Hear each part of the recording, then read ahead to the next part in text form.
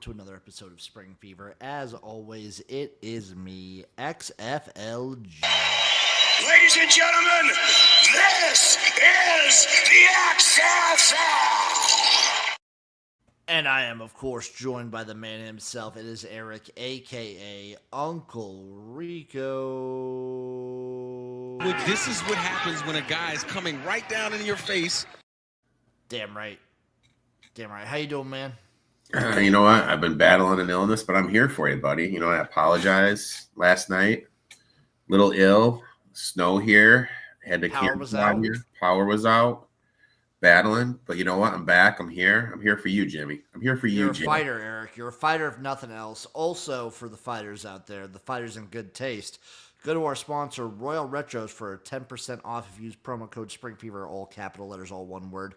They got the best merch in the game. Jerseys, got it. Shirts, got it. Hoodies, got it. Hats, got it. Go get it at Royal Retros. Once again, promo code SPRINGFEVER, all one word, all caps, for 10% off at checkout. Eric, this is a preferred way to be doing any show. Shout out Beautiful Bearded Bastards on YouTube. I am 7 beers in on the night and 2 hours of sleep. Dude, I wish I was like that. I just whipped down my dinner, have a mason glass of water. My throat hurts, my hip hurts, and I'm stressing out about this Browns plus 3.5. I hydrated at work, so I'm all set. Eric, we had a great game for a Grey Cup. This is our Grey Cup retrospective episode. Congratulations to the Toronto Argonauts, first off. Good on them for getting the win. We won our bet, by the way, for Argos plus 8.5. Dude, we won our first half bet. I think we hit for both rushing props overs for the whatchamacallit as well. You did not hit your MVP though. Who won? I couldn't bet it. I couldn't find a fucking book to bet it. Like, what the fuck, Dave Mason? These coward books out there not offering any Grey Cup props was really disrespectful, in my opinion. Who won the player of the game? It was Arbuckle, I believe. Let me ask you this, confirm real quick while you're espousing. When I am espousing. So let me ask you this. Here's my questions. Now, granted, I only watched to the first half. Now I hit my first half under comfortably. What happened in the fourth quarter? It was close, and then all of a sudden, so what happened in the second half? Zach Collaros eventually cut his throwing hand, or he hit it something, but he was bleeding about right here, right under his pinky on his throwing hand. Okay. So he gloves up. They try and do some stuff. They still have him throw the ball a bunch, and it's just pick city. It was just pick city. It was tough to watch. Fun stat. I don't think we mentioned this going in, Eric, but this was a fun stat. We should have mentioned this to maybe bet the Argos money line. This marks 8 Grey Cups in a row that the Argos have made and won. So 8 times now when the Argos make the Grey Cup, they win it. That's a pretty impressive stat. That's pretty good. And props to them going with a backup quarterback. I guess it kind of opens up the question. I have a couple questions for you because you obviously know more about the league than I do and everything. The quarterback, Arbuckle. Where is he next year? Okay, so it's tough. So the quarterback, if you've been following CFL Twitter recently, the offseason, specifically for quarterbacks, but just in general, but specifically for quarterbacks, the offseason in the CFL is about to go crazy. Because if you remember throughout the season, the Argonauts had 2 quarterbacks before Chad Kelly came back from his suspension. And do you stick with Arbuckle, who's a little bit more proven? He's a little bit older. So I guess now you and I both agree there's going to be probably some quarterback shuffling in the league next year. 100%. So if Kelly's not the starter there, he's going to be a starter someplace else probably. No, Kelly will be the starter in Toronto. They're going to roll with Chad Kelly. Like, so where's Arbuckle? Where's Arbuckle going to be then? Well, it's not even just Arbuckle. Like, if you remember throughout most of the season, they also had Cameron Dukes on the staff. Oh shit! I know. The issue with Arbuckle, Eric, is he's 31. He's a little bit up there. So he's a solid backup. I think he could probably. I could see him potentially staying in Toronto. I don't know if I believe it. He's not a starter is the issue. So you think it was just like kind of a Nick Foles one-time fling?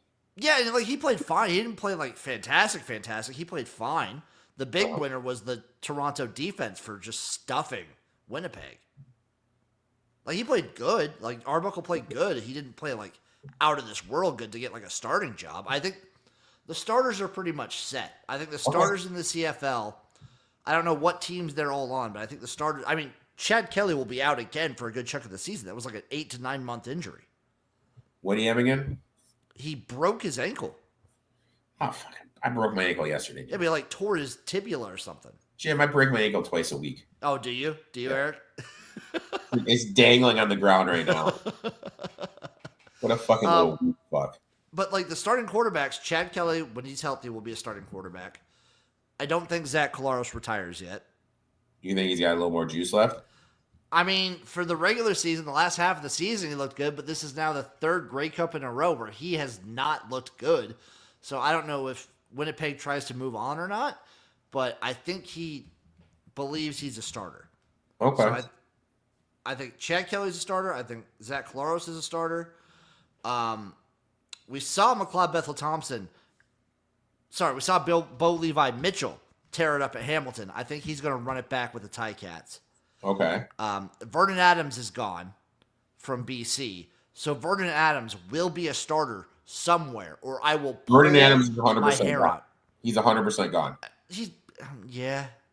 Well, they're going to go with Rourke. Dude, BC's clearing house. BC fired their GM, fired their coach. They're going to go with Rourke. 100%. They're going to go with Rourke. Okay. So like Nathan Rourke's in there. Vernon Adams, I would not be surprised if he goes to like Edmonton, because who knows what Trey Ford's going to be doing. He might not stick around Edmonton. Trevor Harris at Saskatchewan is a good spot. Calgary's going to need somebody back there. There's going to be a lot of quarterback shuffling, not to mention all the certain backups. Shea Patterson time, baby. Shea Patterson was a good backup. He was a good backup, Eric. The slander is not working. My other question to you is this. What's next for Winnipeg? This is a tough thing. So I want to answer your question with a question. What do you do if you've won your division, like your conference, 5 years in a row, but you've lost, say, the Super Bowl 3 years in a row? I think you just run it back, man. Right? Like, that's what I'm thinking. I would just... In my eyes, you just run it back. Like, I know we had this debate. I think it was during your stream on Twitch. It's like, are they a dynasty? They are. 100% are. So you're on the team like the 90s, the Bills were a dynasty? Yes. Okay.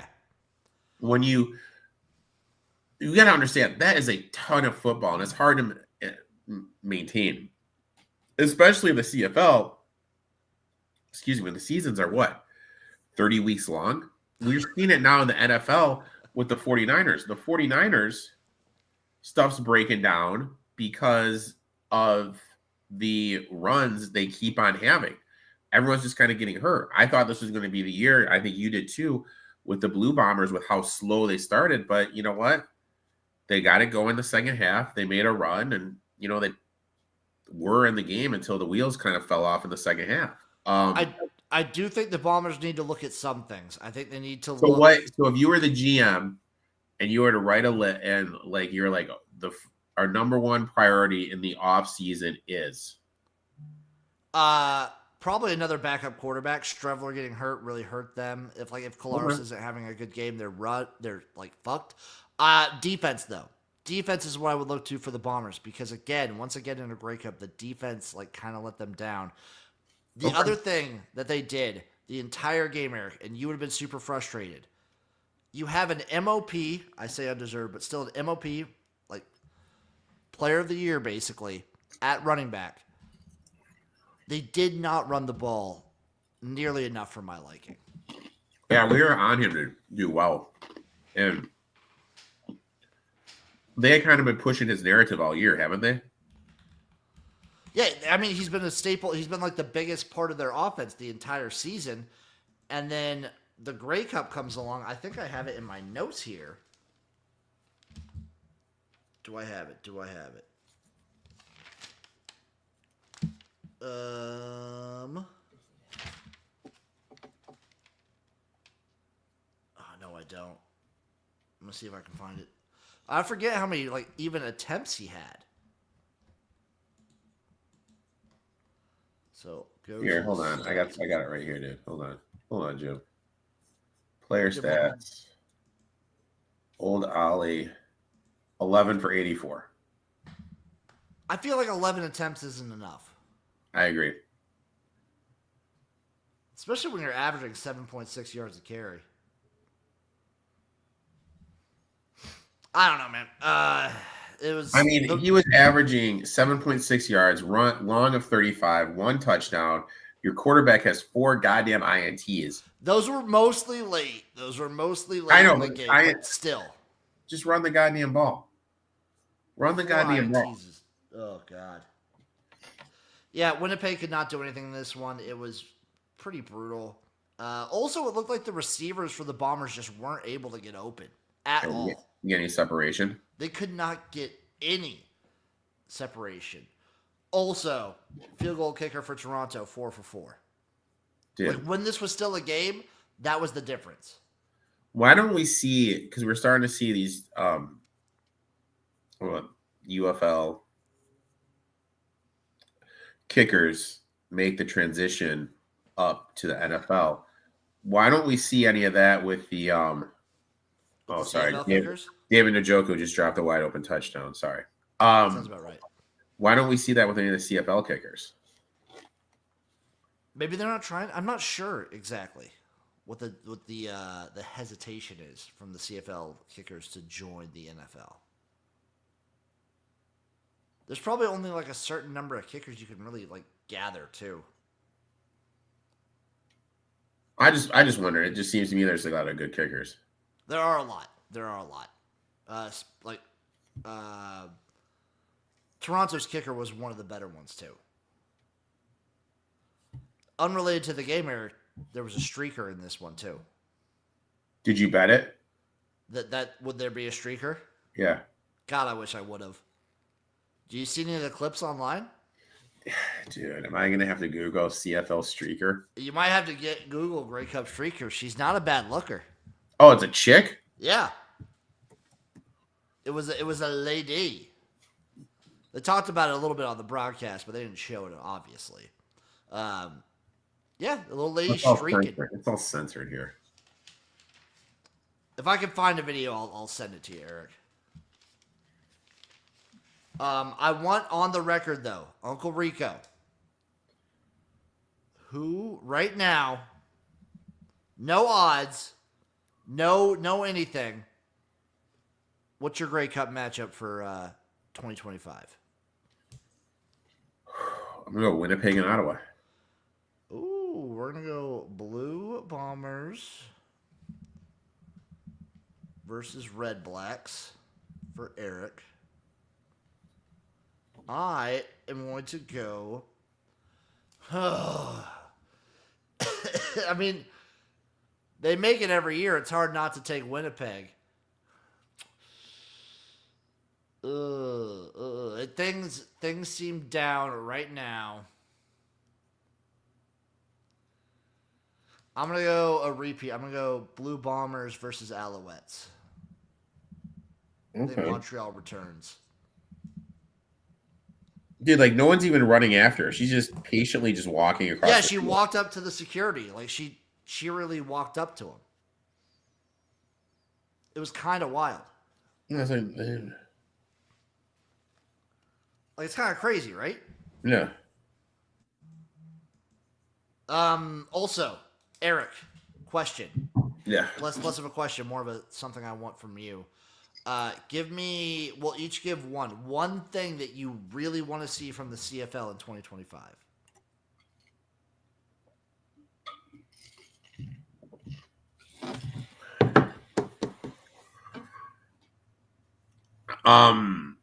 Advertisements.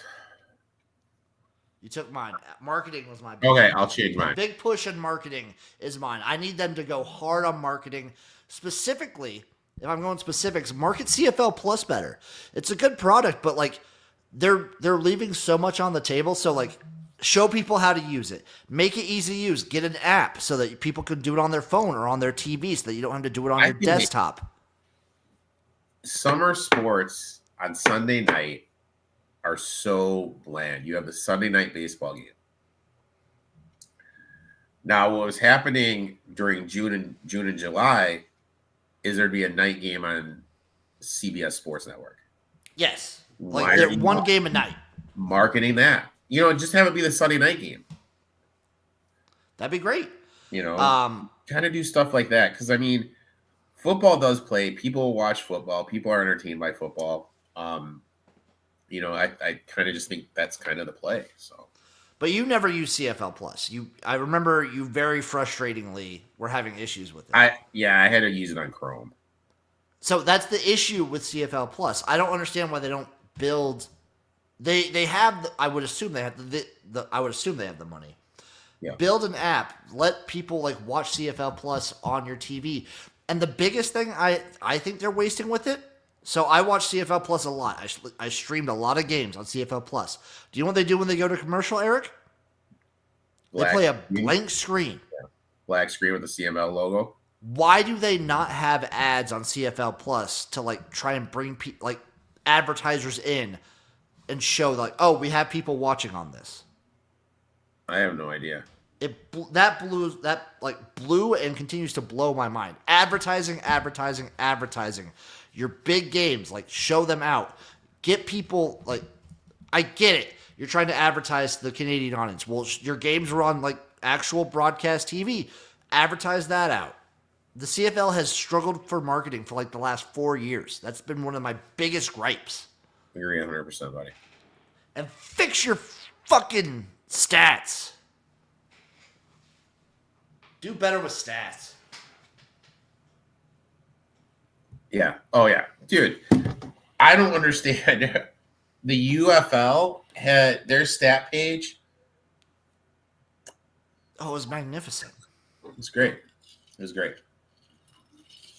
That actually, Eric, that makes for a good transition to the UFL because we have some UFL news. There's obviously player acquisition, players moving on and whatnot. We'll do a whole episode here in a few weeks on all the player movement and who's signing who. Shout out Boogie Roberts for getting signed to, I believe it was the Stallions. I've had a very long day.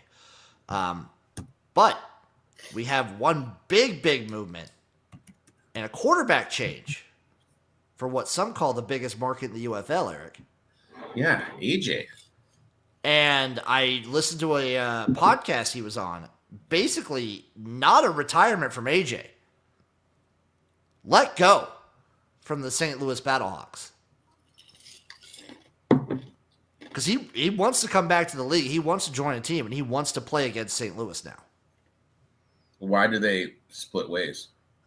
Just probably trying to go in a different direction. They've tried him 2 years now, and both years haven't made the playoffs. Okay. Or both years haven't won a playoff game, I should say. They made the playoffs last year, just didn't win a game. Probably just trying to go a different direction. Okay. If AJ does end back up in the UFL, where would he go? Where would you see him? Oh my God. You know who I thought would be? You know I'm trying to remember. Definitely, you know who I thought would be a good pick? Houston. I thought DC. Is DC going to move on from what's his face though? Tamu? I think so. Probably. They should.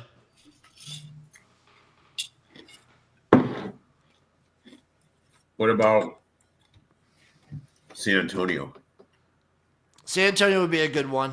San Antonio would be a good spot for him. What about Birmingham? Yeah, no, he's not going to go to Birmingham. You don't think so? No. Why not?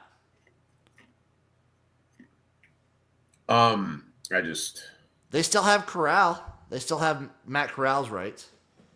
I don't think so. We're gearing up. I'm gonna do a whole bunch of notes. We're gonna gear up for like a whole UFL get ready because that season is coming up faster than you might expect. For the spring football aficionados, this is kind of the off season a little bit. Once the CFL ends, we really don't have actual UFL news until, I don't know, probably February. They still haven't released a schedule for the 2025 season. They've been hinting. They've been dropping hints, but no schedule release yet. Which is kind of weak. It's a little weak, but remember last year how much we were complaining about stuff like that. Yeah. And then last bit of news, Eric, that's just regular news. Then we'll get to the X League picks for the week because it is the Rice Bowl tournament. AF1 did release a schedule. Arena Football 1. Last year they were the AFL. If you guys remember, the Brawl in the Mall Championship all-timer. Eric, I want you to pick a team for the AF1 season. This is going to be my premier Arena Football League, I believe. This is going to be our Arena Football League that we really follow. So I'm going to go through division, one division at a time. I want you to pick one team for the entire league. Are you ready? Yeah. Arizona Bandits. Billings Outlaws. Who? What city? The Billings Outlaws. Okay. Oregon Lightning. Okay. The Washington Wolfpack. Corpus Christi Tritons. The Salina Liberty. Okay. The Southwest Kansas Storm. The Wichita Regulators. The Albany Firebirds. The Nashville Cats. The Orlando Predators. And the Wilkes Bar. I'll go Wilkes Bar just because it's kind of unique. I thought we were going to go Regulators. The Mount Up? Yeah, Mount Up, dude. All right. We can do that. We'll back Wichita. The Wichita Regulators. Eric, what team's the closest to you? What team would be closest to you? Corpus Christi? Jesus, probably. Yeah, like all the Central Division would be the closest to us, but those are all like Kansas teams.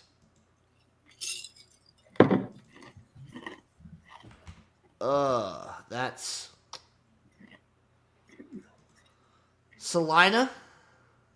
It might be Wichita. Wichita might be like the easiest get to.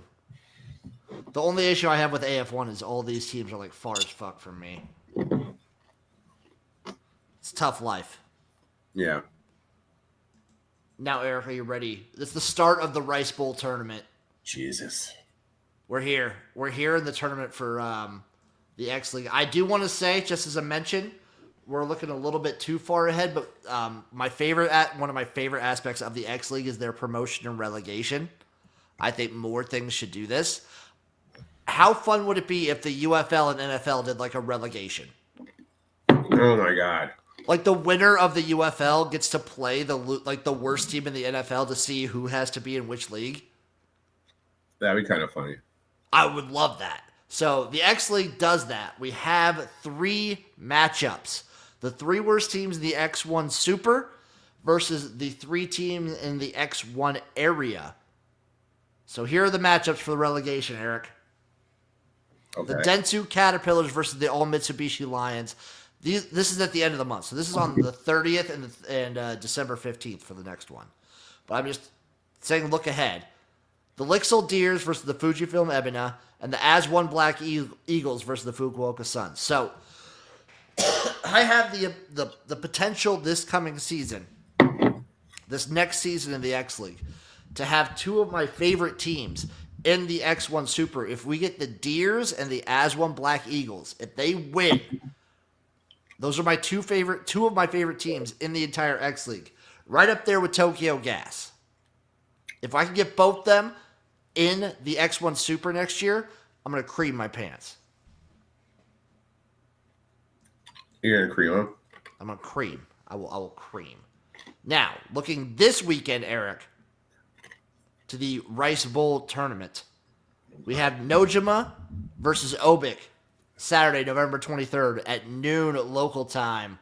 That is, I believe, like 10 p.m. our time, 10 p.m. Central. Oh, I'll be asleep. You're asleep at 10 on a Friday? Yeah. I live life fast. Actually, no, it's not. Yeah, it's, sorry, Eric. It's 9 our time. I'll still be up then. It'll be 9 p.m. is when the game starts, our time. I'll still be up. Who do you think wins, Nojima or Obik? Oh, Obik. Obik all day. Especially when it's the tournament time. Now, Sunday, November 24th. I wish they wouldn't do this. They have 2 games at noon. You have so few teams. Don't schedule games at the same time, please. We have IBM versus Fujitsu. Who's winning that one? That's probably like the quote-unquote closest matchup of the weekend. Fujitsu. Yeah, it's Fujitsu all the way. They're winning this one hands down. They're probably dominating. And then Tokyo Gas versus Sekisu. We roll with the gas. We roll with the gas all day, every day. Okay, sounds good to me. At 15, so at 3 o'clock, Elecom versus Panasonic. Pano. Yeah, Panasonic all day. So then they also have, Eric, the winner of certain games. So we're going to have Obik versus Panasonic on December 14th. Who do you have winning that one? I want to see if you're right, if the prediction comes true. Oh, my God. Panasonic? I'm rolling with Obik. Well, what team does our boy play for? He plays for Panasonic right now. Panasonic. Yeah, roll with that. And then we have probably in our prediction Tokyo Gas versus Fujitsu. Probably going to be Fujitsu. Yeah. Surprise, surprise in the X League. It's Obik Seagulls versus Fujitsu Frontiers in the championship. Oh my God. Didn't see that coming. Oh, wow. The only thing I hate about this league is there's really I have never seen a league have a drop off from the top 3 teams to everyone else. It's insane. Uh-huh. Like if the NFL had this level of parity, there would be what? So there's in the X1 Super, there are 1, 2, 3, 4, 5, 6. There are 8 teams in the X1 Super. Okay. So 3 of them are 5. So 5 eights. Mm-hmm. There are what? 32 NFL teams. Yes. So 20. If 20 of the NFL teams were just straight garbage compared to like 12 of them, kind of feels like that this year.